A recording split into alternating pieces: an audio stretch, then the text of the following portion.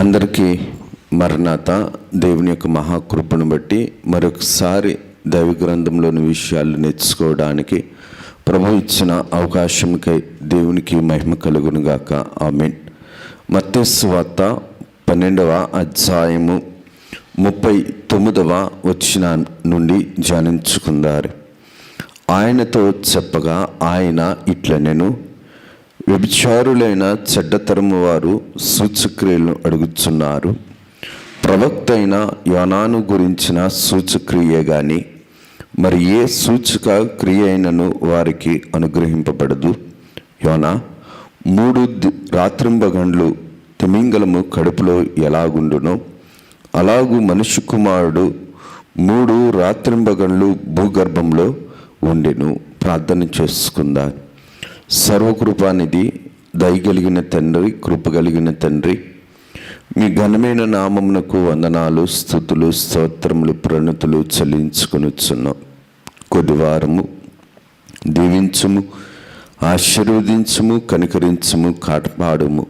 అయ్యా, నీ వాక్యమును గ్రహించుకునే దీన మనస్సును, సాత్వికమును, సమాధానమును మీరు మాకు అందించి మీరు మహిమను, మీరు ఘనతను, మీరు ప్రభావములను పొందుమని మహిమనాథును, శ్రేష్ఠపాలకుడును, ఏకరక్షకుడు యేసు నామమున అడుగుచున్నాం తండ్రి. ఆమేన్. త్రిత్వ దేవుని దీవెన, ఆశీర్వాదములు, శుభములు, జయములు, ధన్యతలు, ప్రభు యొక్క ముఖకాంతి, సన్నిధి కాంతి, ప్రకాశత నిత్యము మనకు తోడుగా ఉండి ప్రభువు మహిమ పొందును గాక. ఆమేన్. దేవుని యొక్క వాక్యములో మనం గమనించినట్లయితే యేసుక్రీస్తు ప్రభు భూమి మీద ఉన్నప్పుడు ఆయన బోధించిన బోధలలో ఒక బోధ ఈ యొక్క యోనా గారి గురించి ప్రభు మాట్లాడటం. యోనా గారి యొక్క జీవితంలో ఈ యొక్క మానవ జ్ఞానంకు మించి ఆశ్చర్యకార్యము జరిగిందో ఆ యొక్క ఆశ్చర్యకార్యము పునరుద్ధానమునకు, ప్రభు యొక్క పునరుద్ధానమునకు సూచనగా ఉన్నది. కాబట్టి ప్రభువు తన యొక్క పునరుద్ధానపు సూచన క్రియను యోనా గారి యొక్క జీవితంలో ఆనాటి కాలంలో పాత నిబంధన గ్రంథంలో ఎలాగైతే జరిగిందో సంఘకాలంలో ఉన్న మనకి కూడా ప్రభు యొక్క పునరుద్ధానమును గురించి మనకి తెలియచేస్తున్నారు. దేవుని యొక్క వాక్య క్రమంలో మనం జాగ్రత్తగా గమనించినట్లయితే ఎందుకు యేసుక్రీస్తు ప్రభు యోనా గారి గురించి ఈ యొక్క స్థితిని తెలియచేసుకొని వచ్చారు అనిసినంటే ప్రభు రాయించిన మాటలలో జాగ్రత్తగా చూస్తే యోనాను గురించిన సూచక్రియ కానీ మరి ఏ సూచక క్రియ అయినను వారికి అనుగ్రహింపబడదు. ఎందుకు ఈ మాటను మనం నేర్చుకోవాలనిసినంటే దైవ గ్రంథంలో యోనా గారికి ఒక ప్రత్యేకమైన స్థానము ఉన్నది. ప్రవక్తలలో ఈ యొక్క యోనా గారికి ఒక ప్రాముఖ్యమైన స్థితిని ప్రభు అందించారు. యోనా గారు ప్రభు యొక్క ఏర్పాటులో ఉండుటను బట్టి ప్రభు ఏర్పాటు జనాంగమును బోధించటానికి, ప్రభు ఏర్పరుచుకున్న జనాంగముపై తీర్పు రాకుండా ఉండటానికి ఏర్పాటు ప్రవక్త అయిన యోనా గారిని ప్రభు ఎంచుకున్నట్లుగా మనం పాత నిబంధన గ్రంథంలో మనం చూడగలుగుతున్నాం. ఎందుకు ఈ మాటను మనం గ్రహించుకోవాలనిసినంటే మొదట యోనా గారి గురించి తెలుసుకొని తరువాత యోనా గారి యొక్క బ్రతుకులో ఉన్న సూచక్రియని గురించి మనం ధ్యానించుకుందారు. దైవ గ్రంథంలోని దేవుని యొక్క కార్యక్రమంలో జాగ్రత్తగా మనం గమనించినట్లయితే కనుక యోనా గ్రంథము బైబిల్ గ్రంథంలో పాత నిబంధన గ్రంథములో 762వ పేజీ నుంచి మనం చూడగలిగితే ఈ యొక్క యోనా గారి చరిత్రలో అనగా దేవుడు రాయించిన యోనా గారి గ్రంథంలో 4 అధ్యాయాలు మనకు కనబడుతున్నాయి. మొదటి అధ్యాయంలో యోనా గారు వాడలో ఉన్నారు. 2వ అధ్యాయంలో చేప కడుపులో ఉన్నారు. 3వ అధ్యాయంలోకి వచ్చేటప్పటికి నినివే పట్టణంలో ఉన్నారు. 4వ అధ్యాయంలోనికి వచ్చేటప్పటికి ప్రభు యొక్క ఏర్పాటు స్థితిని తెలుసుకొని ప్రభు యొక్క ఉపమాన స్థితిలో ఉన్నట్లుగా మనం చూడగలుగుతున్నాం. అనగా మొదటి అధ్యాయంలో పడద్రోయబడిన వానిగా ఉన్నాడు, రెండవ అధ్యాయంలో ఓడలో ప్రార్థించువానిగా ఉన్నాడు, మూడవ అధ్యాయంలో దేవుని యొక్క వాక్యమును ప్రజలకు తీర్పు రాకున్నట్లు ప్రకటించేవాడిగా ఉన్నాడు, నాలుగవ అధ్యాయంకి వచ్చేటప్పటికి ప్రభు యొక్క పరిపూర్ణతను తెలుసుకున్న, ప్రభు యొక్క ప్రణాళికను సిద్ధింపు చేయు ప్రవక్తగా యోనా గారు ఉన్నారు. అనగా మొదటి అధ్యాయంలో దేవుని మాటను కాదని అతిక్రమించిన వాడు వాడలో ఉండేటప్పుడు, రెండవ అధ్యాయంకి వచ్చేటప్పటికి చేప కడుపులో ఉండి దేవునికి విజ్ఞాపన చేసే ప్రవక్తగా ఉన్నాడు, మూడవ అధ్యాయంలోనికి వచ్చేటప్పటికి నినివే పట్టణంలో ప్రభు యొక్క ఫలభరితమైన బోధను ఆ యొక్క దుర్మార్గపు జనాంగము మధ్య బోధించేవాడిగా, ఒక దేవుని యొక్క ఏర్పాటు బోధకుడుగా కనబడుతున్నాడు. నాలుగవ అధ్యాయంలోనికి వచ్చేటప్పటికి ప్రభు యొక్క పరిపూర్ణమైన స్థితిని, ప్రభు యొక్క బోధించిన ఉపమాన స్థితిలో తన యొక్క ఆత్మీయ జీవితంను సరిచేసుకునే నీతి కలిగిన స్థితిని, ప్రభు యొక్క వాక్య స్థితిని బట్టి, వాగ్దాన స్థితిని బట్టి, ప్రభు యొక్క ప్రేమను బట్టి తెలుసుకునే పరితాపపు స్థితిలో కనబడుతున్నాడు. ఎందుకు యోనా గారి గురించి మనం నేర్చుకోవాలి? యోనా గారి యొక్క బ్రతుకులోను, యోనా గారి యొక్క జీవితంలో, యోనా గారి యొక్క విశ్వాస జీవితాన్ని మనం గమనించినట్లయితే కనుక భూలోకపు నైజ స్వభావము కనబడుతుంది. అనగా యోనా అను పేరులకు పావురము అనే అర్థము. చరిత్రను బట్టి కొంతమంది ఏమని చెబుతారని అంటే, ఏ యొక్క పాత నిబంధన గ్రంథంలో ప్రవక్తల పాఠశాల అయితే ఉన్నదో ఆ ప్రవక్తల పాఠశాలలో ఈ యోనా గారు చదివినట్లుగా, ఆ ప్రవక్తల్లో ఒక ప్రవక్తగా ఉన్నట్లుగా చరిత్రను బట్టి మనం చూడగలుగుతున్నాం. ఈ యొక్క బైబిల్ గ్రంథములో దేవుని యొక్క కార్యక్రమంను బట్టి మనం చూడగలిగితే గనక యోనా గారి గురించి బైబిల్ అంతటిలోనూ కూడా ఇంచుమించుగా 20 సార్లు రాయబడి ఉన్నది. కేవలం ఒక సువార్త పాఠంలోనే, సువార్తలోనే 9 సార్లు యోనా గారి గురించి ప్రభువు రాయించిన వారై ఉన్నారు. యోనా గారి యొక్క జీవితంను మనం జ్ఞాపకం చేసుకున్నట్లయితే యోనా గారి యొక్క బ్రతుకులో పునరుజ్జీవము అనేది మనకి కనబడుతుంది. పాత నిబంధన గ్రంథంలో ప్రభు యొక్క ప్రణాళికను బట్టి ఒక మనిషికి ఏర్పరచుకున్న తన యొక్క వ్యక్తికి పునరుజ్జీవమును ప్రభు ఇచ్చినట్లుగా మనకి కనబడుతుంది.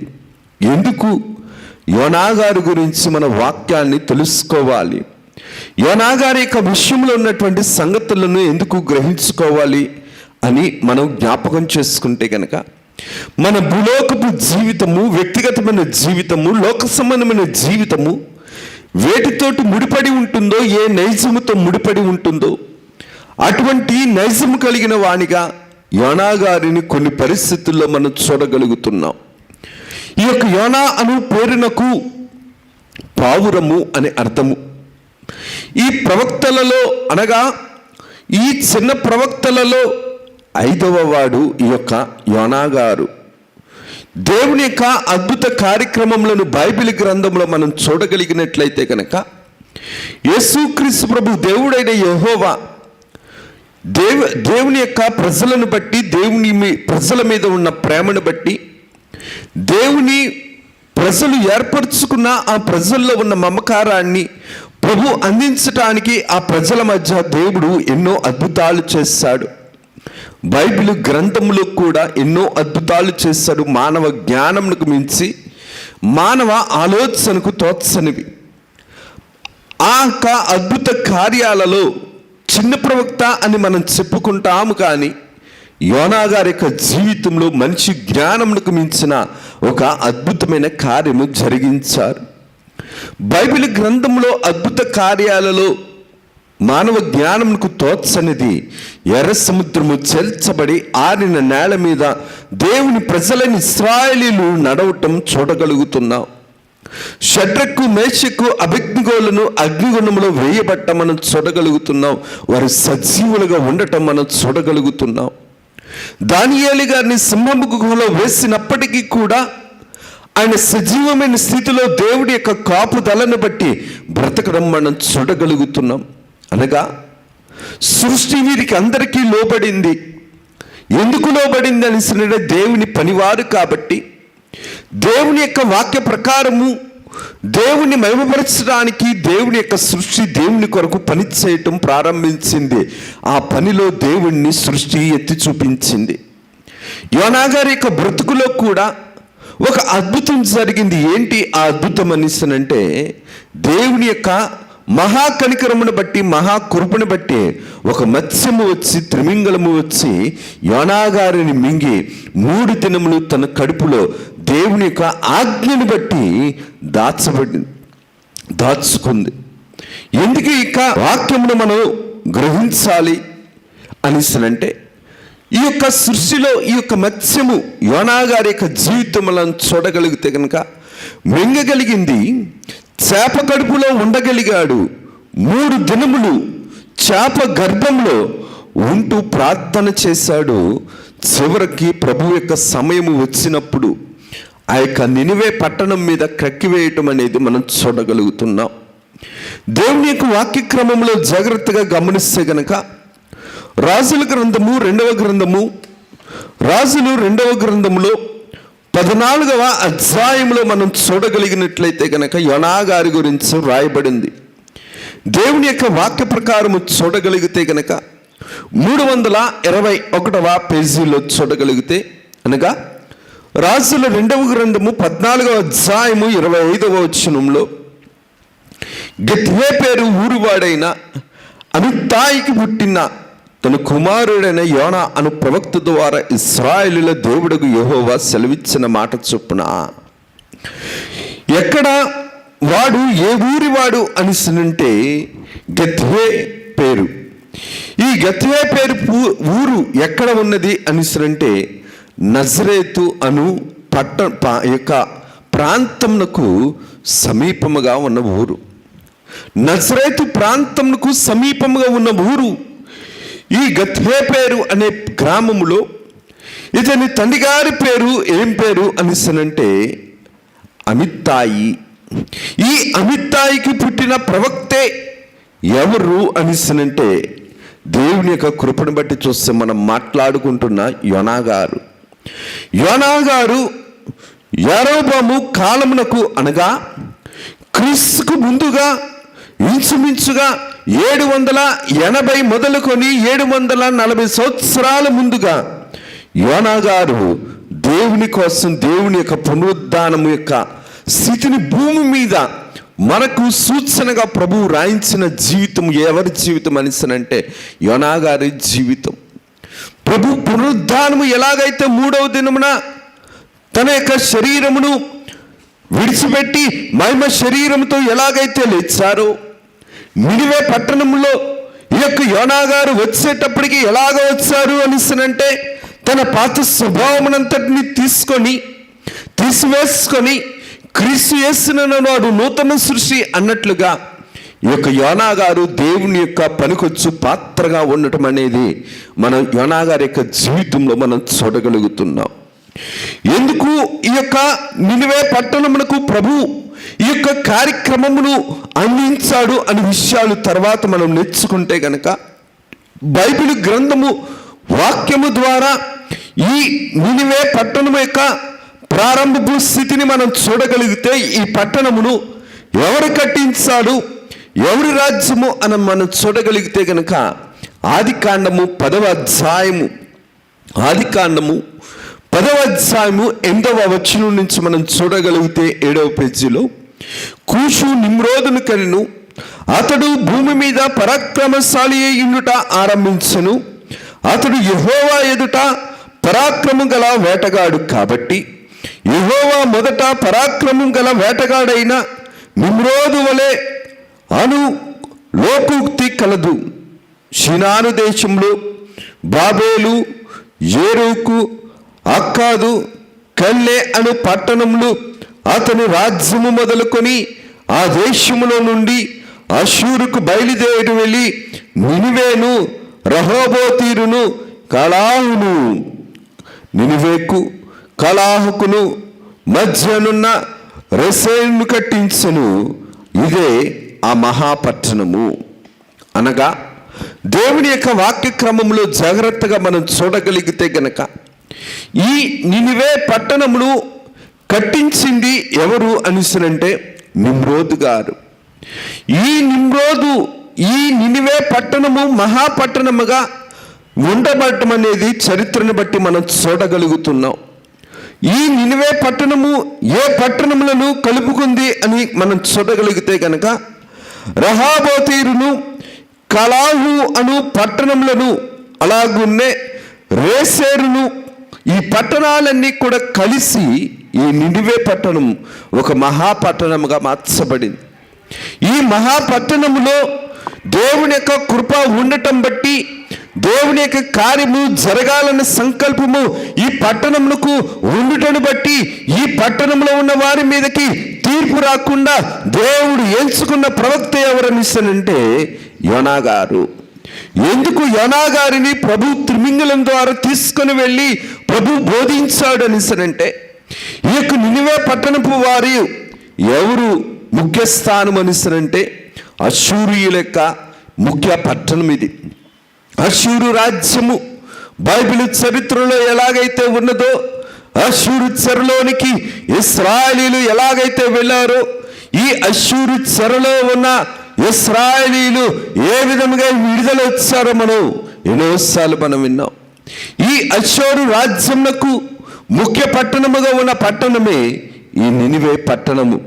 ఎందుకు ఈ మాటను మనం గ్రహించుకోవాలని అంటే, అష్షూరీయుల యొక్క రాజ్యములో ముఖ్య పట్టణముగా ఉన్న ఈ నినివే పట్టణము మహాపట్టణము కాబట్టి, ఈ నినివే అను ఒక మహాపట్టణమునకు ఏక దేవత రాజ్యము చేస్తుందని అంటే నిస్రోకు అనే దేవత ఈ పట్టణమును విగ్రహారాధన వైపు నడిపించినట్లుగా చరిత్ర ద్వారా మనం చూడగలుగుతున్నాం. ఇది ప్రభు ఏర్పాటులో ఉన్న పట్టణము. ఈ యొక్క నిస్రోకు అనే దేవత యొక్క ప్రబలత చేత ఈ యొక్క రాజ్యమంతా కూడా, ఈ ప్రాంతమంతా కూడా, ఈ మహాపట్టణం అంతా కూడా విగ్రహారాధన వైపు నడుస్తుంది.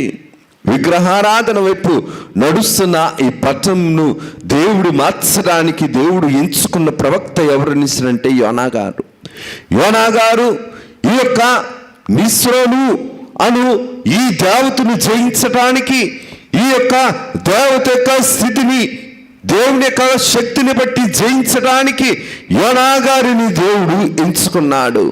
కానీ ఈ యొక్క నినివే పట్టణమునకు వెళ్ళకుండా ఎక్కడికి వెళ్ళాలని అనుకున్నాడు అంటే తార్షీషు పట్టణమునకు వెళ్ళాలని అని అనుకున్నాడు.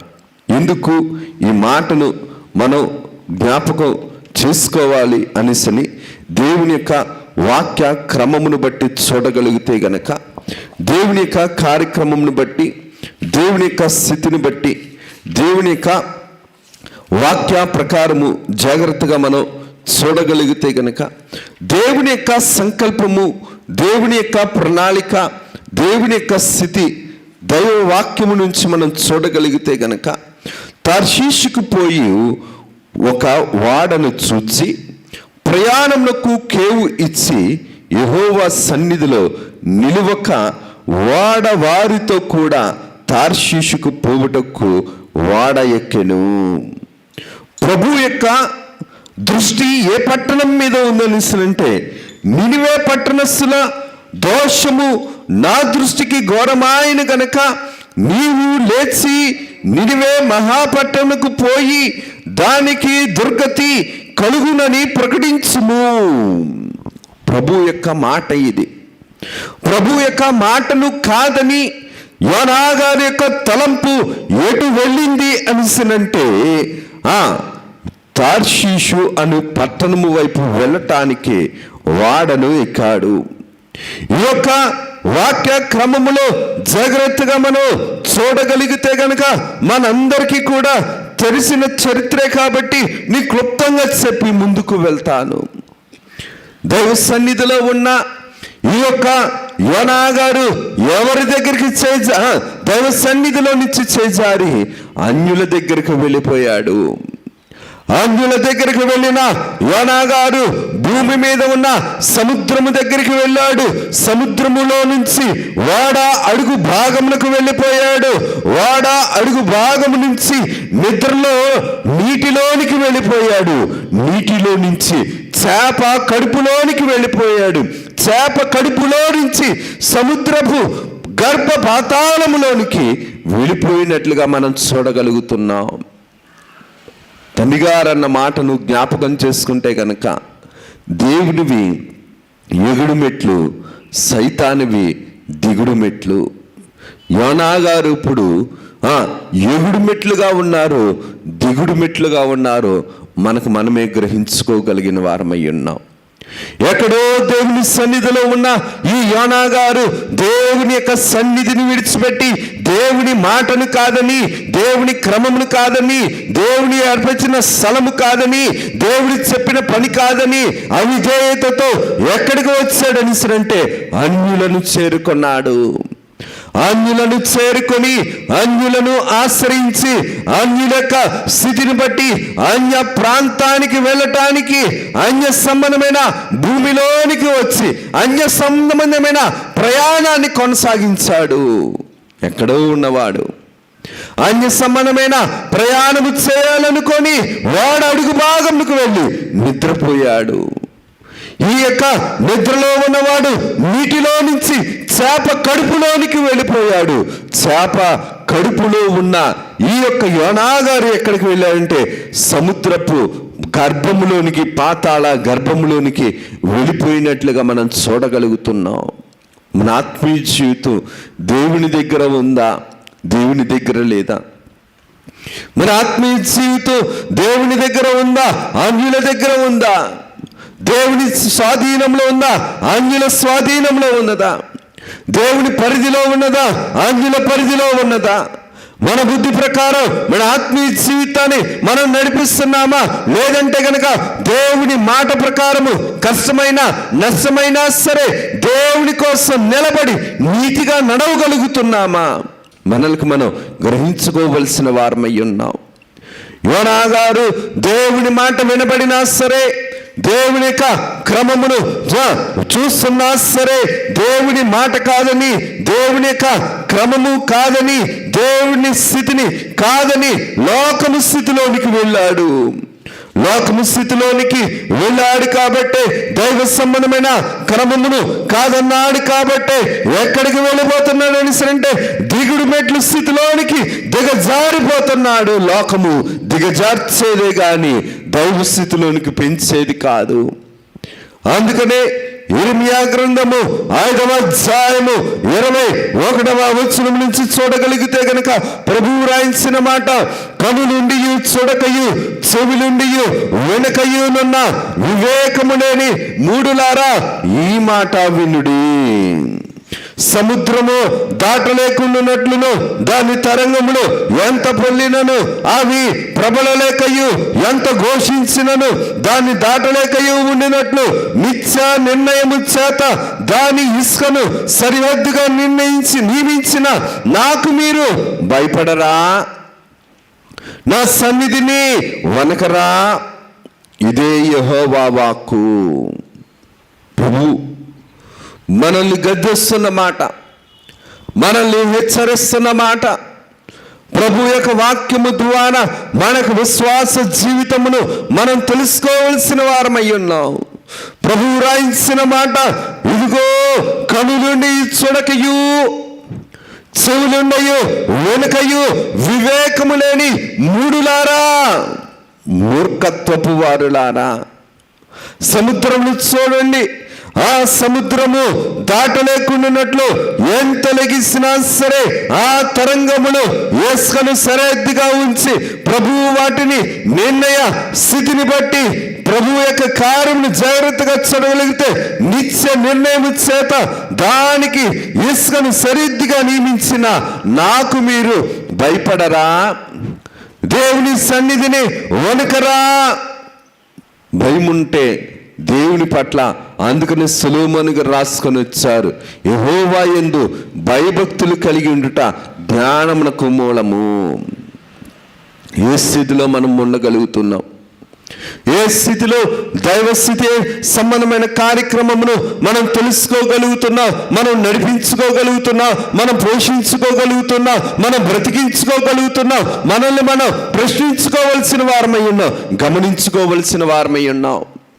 దైవ సంబంధమైన క్రమము, దైవ సంబంధమైన ఆలోచన, దైవ సంబంధమైన బ్రతుకు, దైవ సంబంధమైన మాట మనల్ని బ్రతికించేది, మనల్ని వెలిగించేది, మనల్ని వెలుగులోనికి నడిపించేది, మనల్ని వెలుగుగా ఉంచేది, చీకటి రాకుండా చీకటి రాజ్యము చేయకుండా ఉంచేది దేవుని యొక్క ఆలోచన, దేవుని యొక్క తలంపు. దైవ సంబంధమైన వెలుగు తలంపును కాదని, దైవ సంబంధమైన వెలుగునిచ్చే స్థితిని కాదని లోకమును ఆశ్రయించి లోక సంబంధమైన బ్రతుకు కోసం, లోక సంబంధమైన జీవితం కోసం, లోక సంబంధమైన స్థితిని సంపాదించుకోవడానికి, క్షయమైన బ్రతుకు కోసం అక్షయము దాల్చిన దేవుణ్ణి, అక్షయదేమిచ్చే దేవుణ్ణి కాదంటే మన బ్రతుకు ఏ స్థితిలో ఉంటుందో మనల్ని మనం పరీక్షించుకోవలసిన వారమై ఉన్నాం. అందుకనే ఇర్మియా గ్రంథము 5వ అధ్యాయము ద్వారా ప్రభువు చెబుతున్న మాట 23వ వచనం నుంచి చూస్తే, ఈ జనులు తిరుగుబాటును ద్రోహము చేయు మనస్సు గలవారు, వారు తిరుగుబాటు చేయించు తొలగిపోతున్నారు. సమూయేలు గ్రంథంలో మనం ఎన్నోసార్లు చదువుకున్నాం, తెలుసుకున్నాం. తిరుగుబాటు చేయుట సోదె చెప్పుటతో సమానము, మూర్ఖత్వము ఆగుపరచుట మాయా విగ్రహముతో సమానము. అందుకనే ప్రభు అంటున్న మాట, తిరుగుబాటు చేయుచున్నారు కాబట్టి ఈ జనము తిరుగుబాటును ద్రోహమును చేయించు మనస్సు కలిగిన వారు. దైవ సంబంధమైన క్రమములో ఉంటే కనుక దేవుడి మాట, దేవుని క్రమమును తిరుగుబాటు చేయు. తిరుగుబాటు చేస్తున్నామని సరంటే దైవ స్థితిలో మనము మూర్ఖులము, వివేకము లేని, జ్ఞానము లేని మూర్ఖులం. అందుకనే ప్రభువు రాయించిన మాటను జాగ్రత్తగా మనం గమనిస్తే గనక, తిరుగుబాటును ద్రోహమును చేయు మనస్సు గలవారు తిరుగుబాటు చేయించు తొలగిపోతున్నారు. తిరుగుబాటు చేశారు యోనా గారు. తిరుగుబాటు చేశాడు కాబట్టే యోనా గారు, ఈ యొక్క యోనా గారు ఏ స్థితిలోనికి వచ్చేసాడంటే వివేకము లేని, మూఢత్వము కలిగిన స్థితిలోనికి దిగజారిపోయాడు.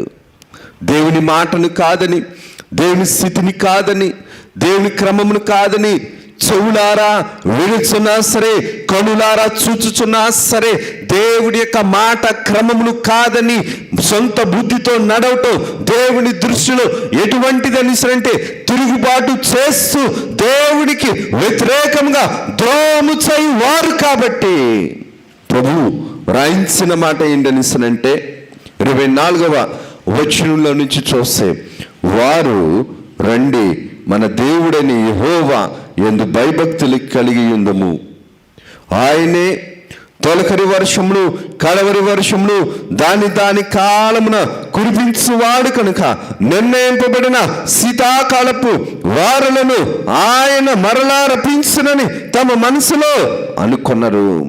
అందుకనే ప్రభు రాయించిన మాట, మీ దోషములు వాటి క్రమమును తప్పించును, మీకు మేలు కలగకుండాటకు మీ పాపములే కారణము. మీ పాపములే కారణము.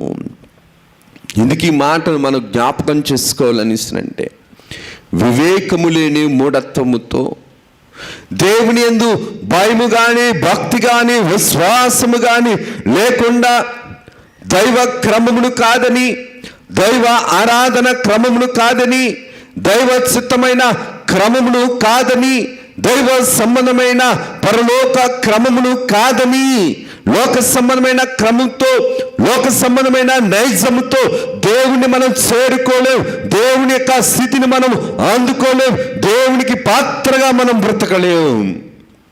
అందుకనే దైవ వాక్యమును బట్టి యోనా గారు ఇటువంటి స్థితిలో ఉండిపోయాడు. కాబట్టి దేవుని సన్నిధిలో నిలువక ఎక్కడికి వచ్చాడని అంటే అన్యులు ఉండు తార్షీషు పట్టణము కలిగిన ఆ ప్రాంతములకు వచ్చి దిగజారిపోయాడే కానీ తన యొక్క ఆలోచన బట్టి ఎదగలేదు.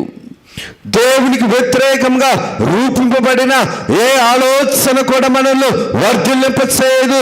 దేవుని కాదన్న ఆలోచన, మన సొంత బుద్ధితో కూడిన ఆలోచన మనకు భవిష్యత్తునివ్వదు, మనకు వెలుగునివ్వదు, మనకు నెమ్మదినివ్వదు, మనకు సమాధానమునివ్వదు.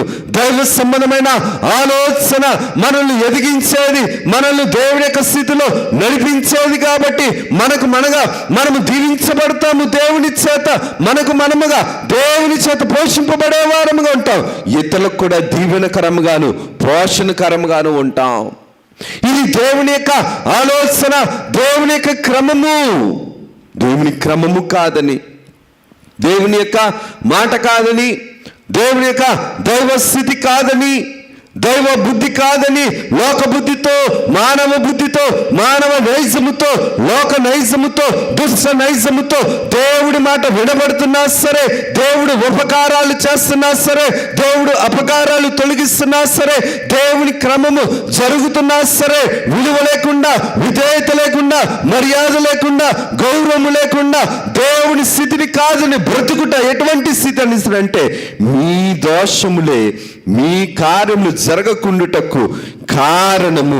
మీ దోషములు బట్టి మీ వాటి క్రమములు తప్పిపోవచ్చున్నవి, మీకు మేలు కలుగుకుండుటకు మీ పాపములే కారణము. పాపము చేసేది మనం, దేవుని కాదన్నది మనం, దేవుని కాదని మన యొక్క సొంత బుద్ధితో మనం పాపము చేసి దేవుణ్ణి నిందించే పనికి మాలిన వారం మనం. అటువంటి వరుసలో ఉండకుండా ఉండటానికే ప్రభు యోనా గారిని ఏర్పరచుకొని, యోనా గారి ద్వారా యోనా గారిని ప్రభు దీవిస్తూ, యోనా గారిని ఇంకొక జనాంగములు కూడా దీవించేవాడిగా ప్రభు మలుచుకున్నాడు. ఎందుకు ఈ మాటను మనం గ్రహించుకోవాలని అంటే, యోనా గారి యొక్క జీవితంలో మనం చూడగలిగితే గనక యోనా గారి యొక్క జీవితము ఎలాగ ఉందని అంటే, దేవుని యొక్క సన్నిధిలో నుంచి జారిన వాడిగా ఉన్నాడు. జారిపోయిన వాడు అన్నీ కూడా చేజార్చుకునేవాడు. దేవుని చేతిలో నుంచి, దేవుని సన్నిధిలో నుంచి, దేవుని క్రమంలో నుంచి, దేవుని వాగ్దానంలో నుంచి, దేవుని ఏర్పాటులో నుంచి చేజారిపోయిన ఆదాము అన్నీ ఎలాగ పోగొట్టుకొని పాపానికి బానిస అయిపోయాడు, లోకంలో దాసుడిగా ఎలాగ మారిపోయాడు. దేవుని చేతిలో నుంచి, దేవుని సన్నిధిలో నుంచి జారిపోయిన వాడు కూడా లోకానికి ఎలాగ మార్చబడతాడని అంటే దాసుడిగా మార్చబడతాడు, పాపానికి దాసుడిగా మార్చబడతాడు, లోకమంతటి ముందు శాపకరమైన బ్రతుకులోనికి దిగజారిపోతాడు. దేవుడి క్రమము కాదన్న ఆదాము అవ్వలు ఏం సంపాదించుకున్నారు? మరణాన్ని సంపాదించుకున్నారు, పాప ఫలితమును సంపాదించుకున్నారు, బిడ్డల మీద శాపాన్ని సంపాదించుకున్నారు.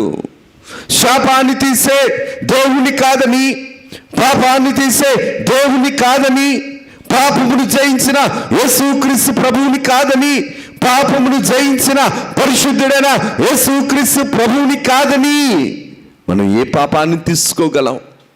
ఏ శాపాన్ని తొలగించుకోగలం?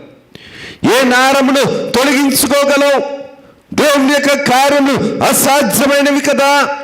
దేవుని యొక్క ఆలోచనలు ఆకాశము కంటే ఉన్నతమైనవి కదా. మన యొక్క ఆలోచనలు భూ సంబంధమైనవి, క్షయమైనవి. ఎందుకు ఈ మాటను నేను జ్ఞాపకం చేస్తున్నానని అంటే, యోనా గారికి ఆలోచన కూడా ఇటువంటి ఆలోచనగా మార్చబడిపోయింది. అయినా సరే దేవుడు యోనా గారిని వదలలేదు. ఈ కొద్ది వాక్యంను ప్రభు దీవించి మిగిలిన వాక్యాన్ని తర్వాత వారం మనం తెలుసుకును గాక. దేవుడి కొద్ది వాక్యంను మన మినికిల్లో భద్రపరిచి ప్రభు మహిమ పొందును గాక. ఆమేన్. సర్వకృపానిధి, దయగలిగిన తండ్రి, కృప కలిగిన తండ్రి, మహిమ కలిగిన తండ్రి, మహత్యం కలిగిన తండ్రి, మీకు వందనాలు, స్తుతులు, స్తోత్రాలు, ప్రణతులు చెల్లించుకొనొచ్చున్నాం. కొద్ది వారము దీవించండి, ఆశీర్వదించండి. నాయనా యోనా గారు నాయనా పావురము వంటి పేరు పెట్టుకున్నారు, కానీ నాయనా నీ కృపను బట్టి, నీ స్థితిని బట్టి నువ్వు వదలలేదు యోనా గారిని. యోనా గారు నాయన తన యొక్క స్థితిని పాడు చేసుకున్నారు, చేజార్చుకున్నారు. మేము అటువంటి వారము కాకున్నట్లు, నాయన చేజార్చుకొనకున్నట్లు మెలకు కలిగిన ప్రార్థనా స్థితిని మాకు మా ఆత్మీయ జీవితానికి మీరు అందించి వెలుగైన దీవెనలు, ఆశీర్వాదకరమైన నాయన అద్భుతకరమైన ఫలభరితమైన దీవెనలతో మీరు మమ్ములను బ్రతికించమని, నడిపించమని, అట్టి విశ్వాసాన్ని మాకు అందించి మీరు మహిమను పొందమని యేసు నామమున అడుగుచున్నాము తండ్రి, ఆమేన్. త్రిత్వ దేవుని దీవెన, ఆశీర్వాదములు, శుభములు, జయములు, ధన్యతలు ప్రభు నిండుగా మెండుగా అనుగ్రహింపచేసి ప్రభు మహిమ పొందును గాక, ఆమేన్. అందరికీ మరణాత.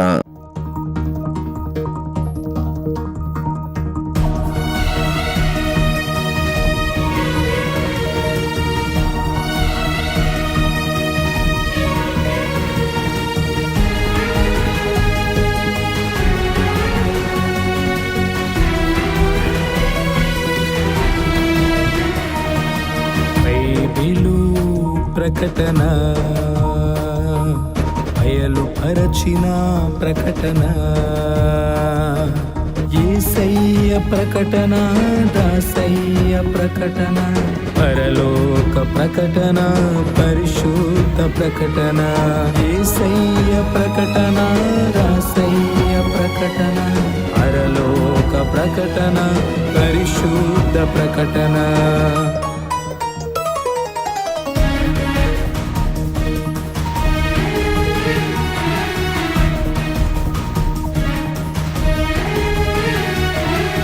ప్రకటన, బైబిలు ప్రకటన,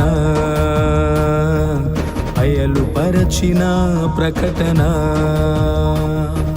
విమలాత్మ ప్రకటన, విజయాత్మ ప్రకటన, విశ్వాసికి ప్రకటన, విజ్ఞాపన ప్రకటన, విమలాత్మ ప్రకటన, విజయాత్మ ప్రకటన, విశ్వాసికి ప్రకటన, విజ్ఞాపన ప్రకటన. ప్రకటన, బైబిలు ప్రకటన, బయలుపరచిన ప్రకటన.